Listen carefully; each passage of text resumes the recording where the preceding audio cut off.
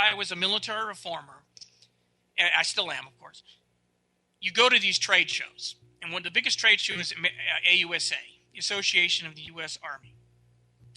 And what happens is you have an armored vehicle on display. And in this case, it's the BV-206S. It's an armored vehicle. The British Army uses the PV-10S, British Royal Marines, to great effect. It will fit inside a CH-47 Chinook helicopter. This is 2002 now. And we're getting blown to pieces by landmines because wheeled vehicles have to stick pretty much to roads and trails. You try going off the road and you get stuck, you get laughed at, Lieutenant. So after a while, you stop doing it and you start getting blown up. I'm in front of the vehicle manning the booth because it's lunchtime. The older guys, the colonels retired and all that, they got to eat. I'm the junior man in the system here, in the little, team. Guess who shows up to see the vehicle? The Vice Chief of Staff of the United States Army, 4-star General John Keane. And I brief General Keane. I say, this vehicle will fit in a CH-47 and all the infantry that goes with it. We will be cross-country mobile by the wide tracks. We will be armor protected.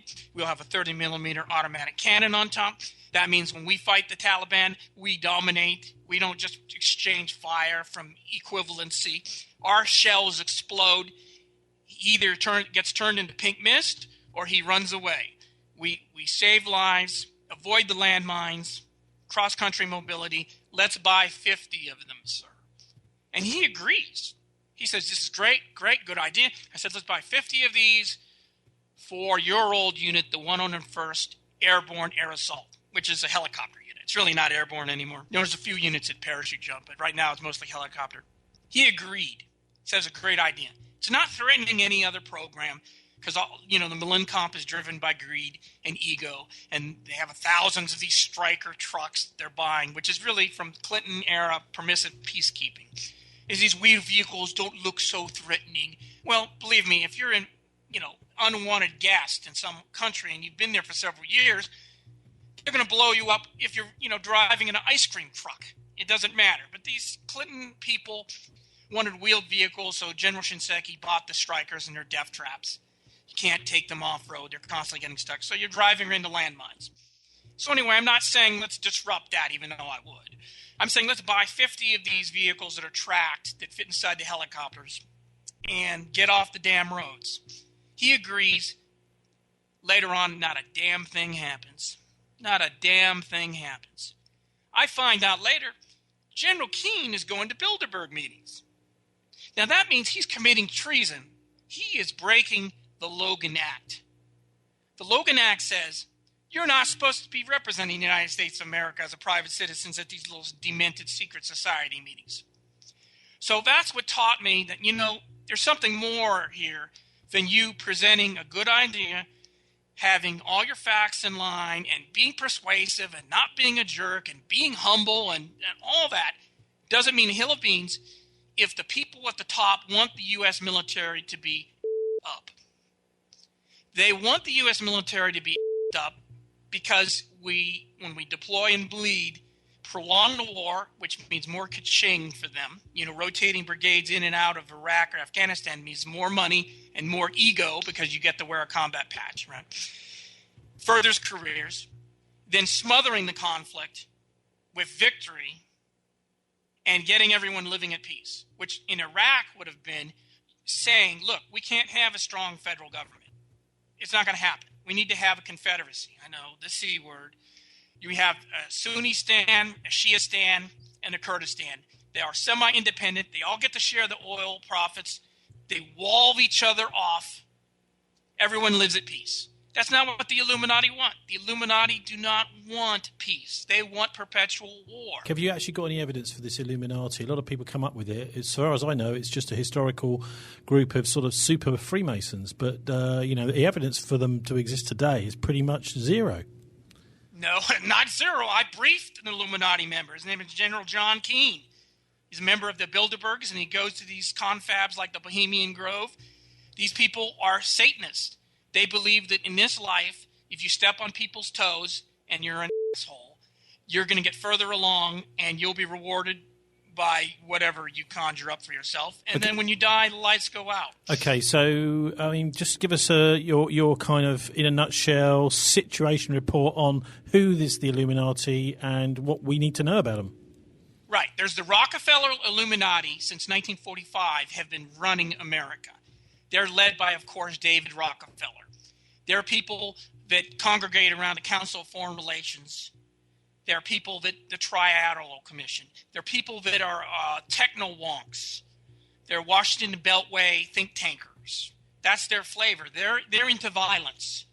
The right wing that runs America is into violence, death, murder. They get off on that. They're the rivals of the Rothschild Illuminati, which are sexual degenerates. If you want to know what the Rothschilds are like, watch Eyes Wide Shut, which may have cost Stanley Kubrick his life. That's who they are. They're into sexual degeneracy. And then hugging trees, being part of a European Union, looking at paintings. They're actually lesser of the two evils. And how does this hear that? How does this fit in with James Bond? Does it or not? Oh, it does, because Ian Fleming, I found out, was a officer during World War II when Lieutenant General James Gavin and others were given a chance to run things. He ran with the ball and made a lot of success happen. The decoy during the Sicily operation, the man who never was, the basic ultra deception of running operations and having the Germans think that we're going to land in Norway and we're really not. We're not going to even land in the Pas de Calais. We're going to land in Normandy. Ian Fleming was able to do these things as an enlightened, good faith professional because during 39 to 45, the Illuminati made a mistake collectively of letting these guys run the show. Believe me, at the end of 45, the first lesson that they learned was do not let General Gavins and Ian Flemings and Pattons run the show, because they'll not only run the show, they'll run it into a victory, a decisive victory, and we don't want a decisive victory. Now, their agenda is not our agenda. So during the natural changeover of the American public mood, the Illuminati, the Rockefeller Illuminati, got rid of Vice President Henry Wallace, who, if Franklin Delano Roosevelt, faltered by health reasons, died, would become president of the United States, Wallace would have exported democracy around the world. He would have put teams of experts together, which he was an expert in agriculture. He would have sent these people all over the world to help the third world get on its feet.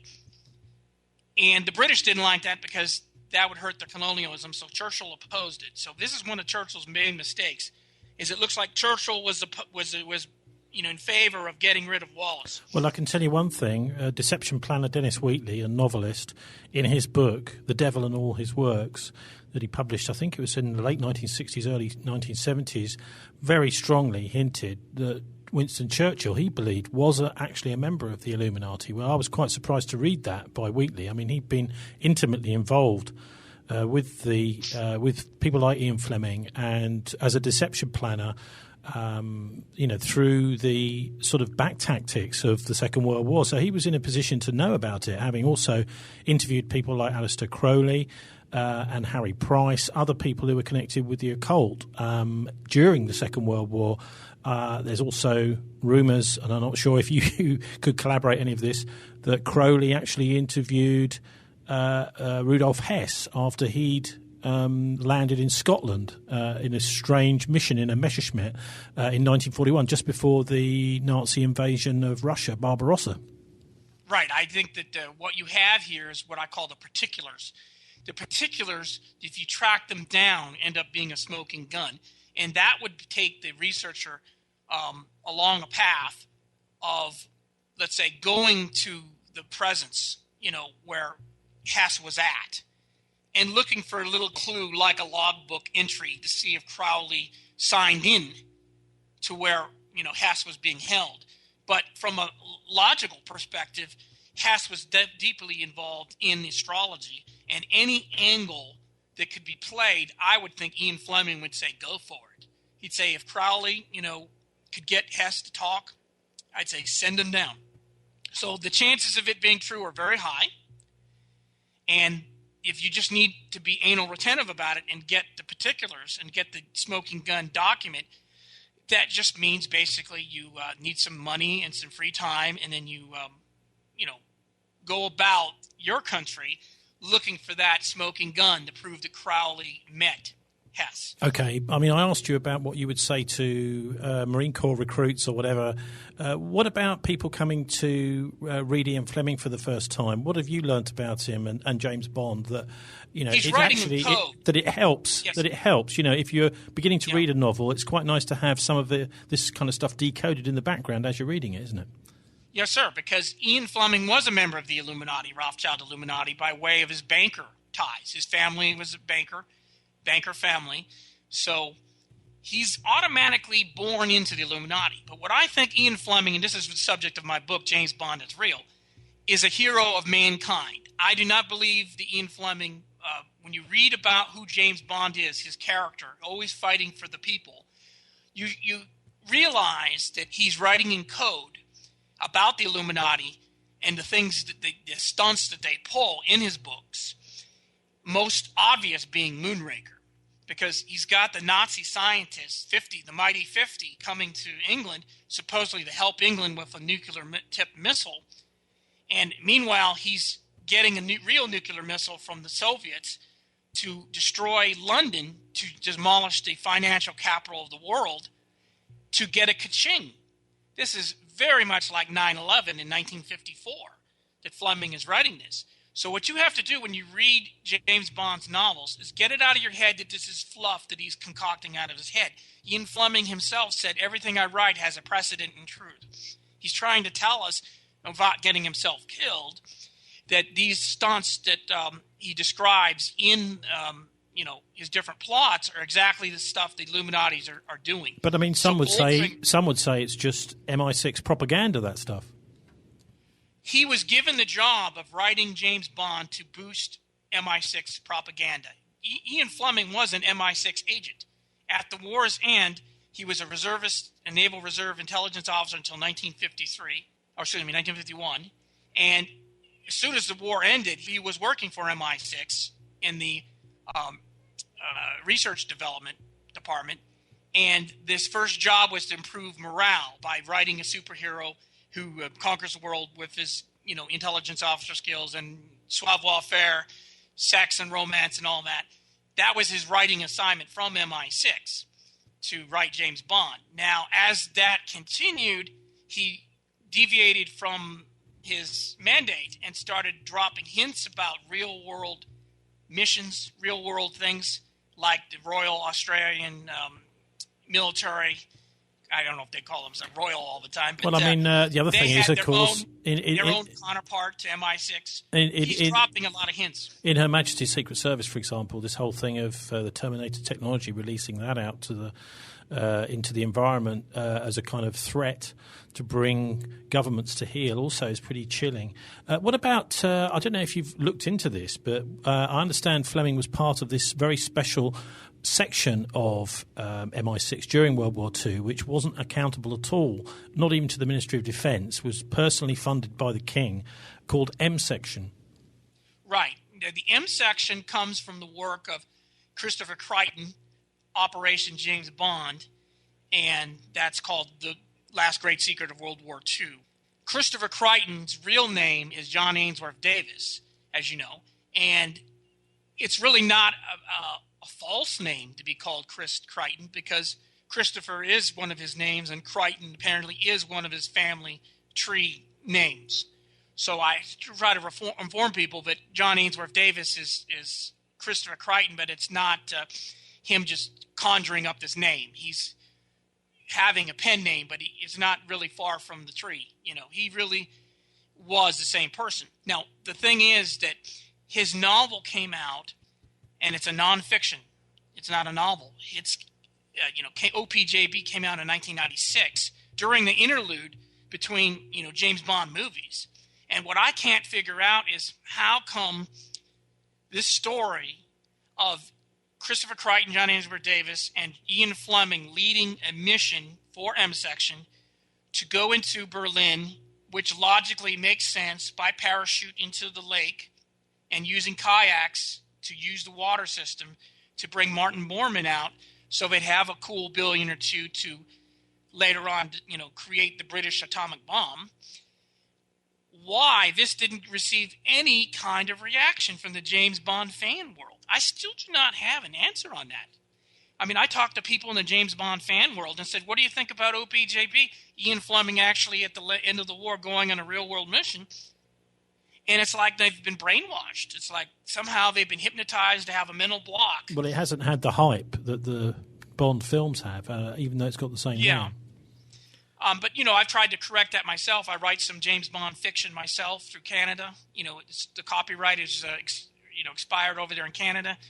And I've written some James Bond fiction, which I suggest the readers or listeners here would go to. You just go to Point of Gravity. I've got it up for free on the internet. You can read my story there. And I've got, Masquerade, Everything is Not What It Appears.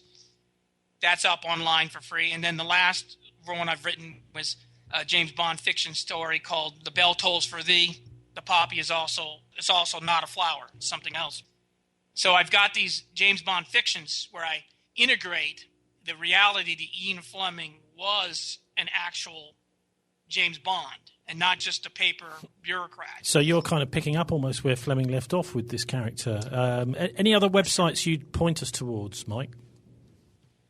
Right. I would go to MI7, which is on Facebook. And that way you get to see what the current thinking is, what we've currently discovered is about James Bond is real. It's kind of like a James Bond is real movement. We are trying to show people that Ian Fleming really was James Bond. He's just a humble guy. And what he's writing about is in code, and he's warning us about how the Illuminati think. Like one of the things, and you see, we can be here all day talking about this, and I enjoy talking about it, is a thing called acidity. If you notice in the first James Bond novels, he talks about how the villains are just bored. They've got all this money in the world. How many suits can you wear at one time? How many meals can you eat at one time? How many planes can you fly at one time, right? And they're just bored. They've gotten a secular, evil version of Christian acidity, which is that, I'm saved, Christ has forgiven me, now what do I do? So Ian Fleming describes how his villains decide to do some big caper, some big conspiracy, just because they're bored. And so you have in 9/11, September 11, 2001, this giant extravaganza fraud from a World War II deception point of view. If you don't read Bodyguard of Lies by Anthony Cave Brown, you don't understand the world. And I tell people to read it, go to a PDF file online, read it for free. They just won't do it. But, Anthony Cave Brown describes the Ian Fleming World War II deception operation, which is this. I'll just use this as like an example. You get into a captured German bomber. You fly over a fake British plant. You drop bombs on the fake British plant while actual German bombers watch you drop the fake bombs on the fake plant. The German bombers go back to base, bring back more real bombers to bomb the fake British plant. You see, that's how the deception game is played. Well, the American people don't understand it. Even though Operation Northwoods document is another document I recommend people go and read, the actual PDF will show you the 9/11 East scams that were pulled. They were talking in Operation Northwoods, 1962, to get a war with Cuba, about getting a plane load of people, having it take off, everyone bye-bye, and then have it secretly land and get replaced by a drone airplane, and have the drone airplane get shot down by those evil Cuban fighter pilots, and then instigate a war. They're talking about this in 1962. The United States Joint Chiefs of Staff, the Malincomp. I don't know. The American people are hypnotized. That, I think, has been proven by a book by Walter Bauert, which I recommend you read, called Operation Mind Control. He wrote the second edition in 1994. You can get it online for free, all 818 pages of it, but I'll give you the Reader's Digest version of it. He suspects that 90% of the population of the United States are hypnotized through radio and television. just willingly.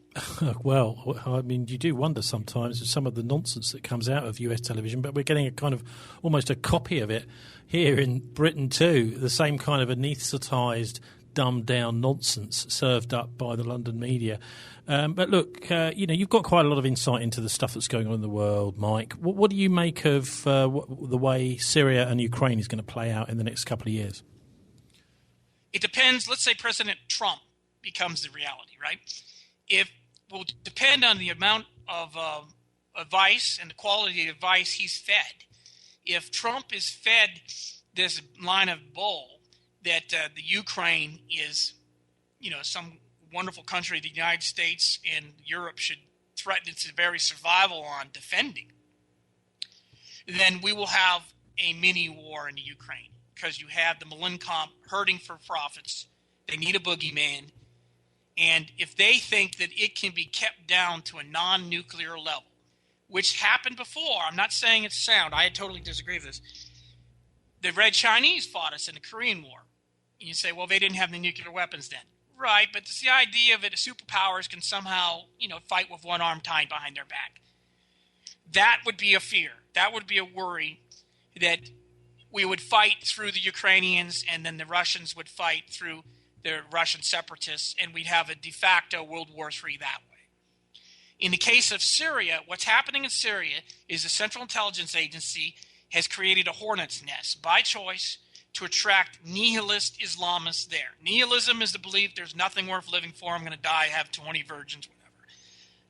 If that's the case, why don't you off yourself and go meet the virgins? Why don't you leave us alone? But here in present day. Anyway, it's a scam to get these people who are nihilists to go to Syria and have their day as a rock star. And you play whack-a-mole with them, meaning, oh, there's a mole, whack it with precision-guided munition. There goes $1 million. Whack him. There he is. $4 billion just last year of whack-a-mole ISIS. Now, ISIS should also tell you that that's a CIA concoction because ISIS is this nice breasty chick from Egypt. John Gardner, a James Bond author, talked of ISIS in one of his novels years before, and he's living in Northern Virginia. So there's no doubt that continuation James Bond author Gardner was in the loop. And there he's got an ISIS reference. Fascinating. Mike, can you just remind us finally about your websites, whereabouts to get the books, and also your Facebook James Bond research page? Roger, you just go, as Facebook is intangible to try to communicate the exact internet address, so I would just go to Facebook and then put MI7, James Bond is Real, as the search words, and you should see a cover of the book James Bond is Real. But you can also go to my website, which is jamesbondisforreal.com. Okay, is that the number 4, the letters 4, or the number 4? Number, like it's the letters 4. Like James Bond is FORREAL.com. Right. And then you can go to the military reform website, combatreform.org. And that way you cover both military reform and James Bond is Real military intelligence spy stuff. Okay, Mike Sparks, thanks very much for joining us. Fascinating stuff on Dialect today. Thanks, Tony, for having me.